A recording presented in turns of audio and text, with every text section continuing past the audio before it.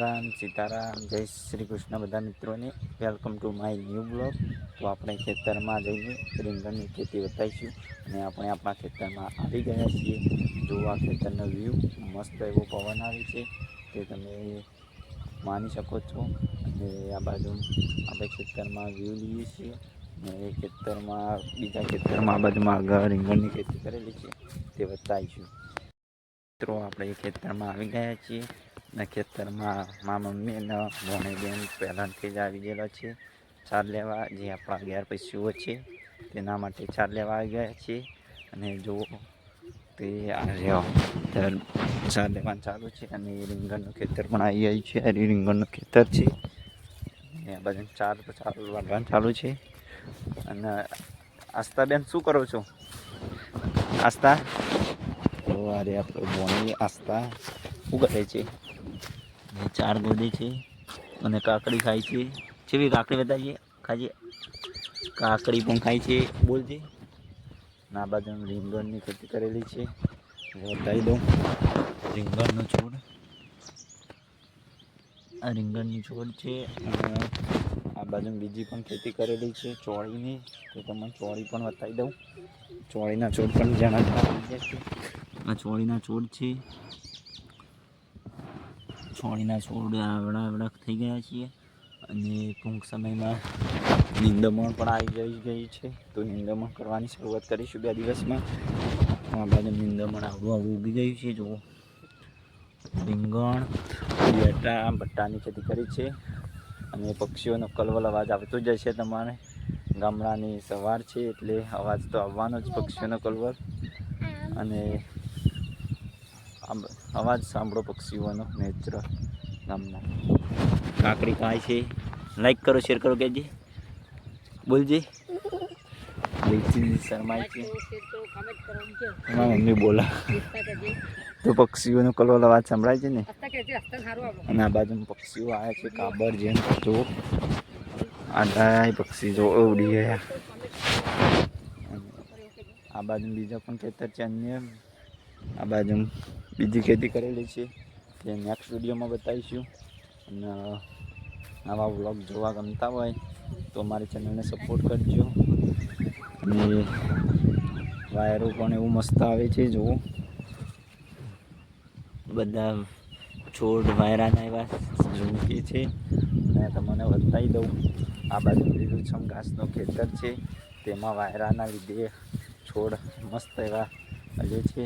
અને આ છે આપણા લીમડા ખેતરમાં.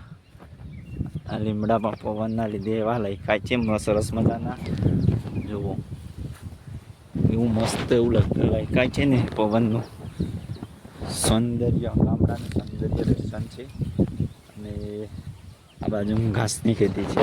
અમારા ઘેર પશુઓ છે તેના માટે ઘાસની ખેતી કરી છે અમે. અને આ બાજુ ખેતર પડી રહ્યું છે તેમાં ચોમાસું ગવાર વાવવાનું છે. આ ખેતરમાં બાજરી વાવી દી તે બ્લોગ બનાવી દેશું અને બતાવી દેવું. બાજરી હજુ જાણી છે, મોટી થશે એટલે બતાવી દેશું. અને આ છે લીમડાની લીંબુડીઓ. તમે જોઈ જશે કેવી આવે.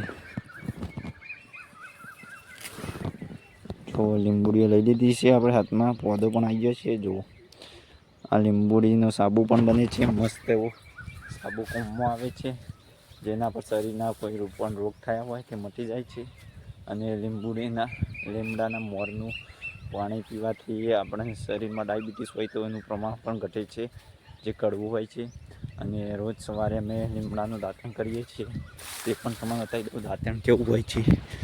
તો આ લીમડાનું દાંતણ કહેવાય. જવું આ દાંતણ કરીએ તો શરીરમાં દાઢો સડે નહીં, દાંત સાફ રહે અને દાંત મજબૂત પણ રહે. તેવા વગેરે ફાયદા થાય છે લીમડાના દાંતણ. કે આજથી જ બ્રશ કરવાનું ટાળો અને લીમડાનું દાંતણ કરવાનું ચાલુ કરી દો. તેનાથી તમને અનેક ફાયદા થઈ શકે છે.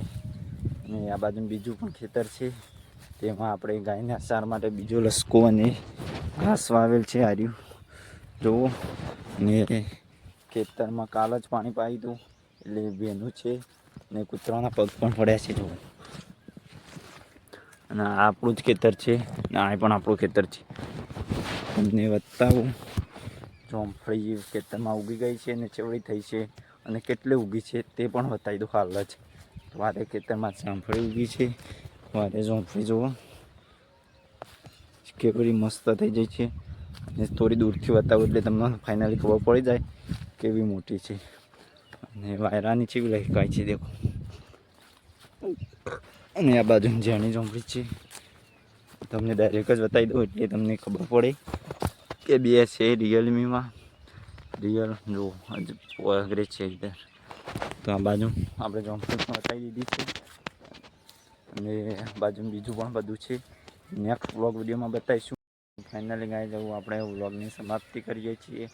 અને આ બાજુ પક્ષીઓનો કલવલ અવાજ સંભળાય, કેચઅપ થાય તો તમને સંભળાવી દઉં. વાયરો એવું આવે છે મસ્ત. લીલાછમ ખેતરમાં આપણે ઊભા છીએ દેખો.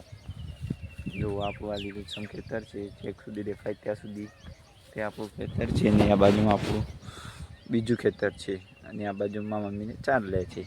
અને આ બાજુ પક્ષીઓનો કલવલ અવાજ સંભળાતો હશે.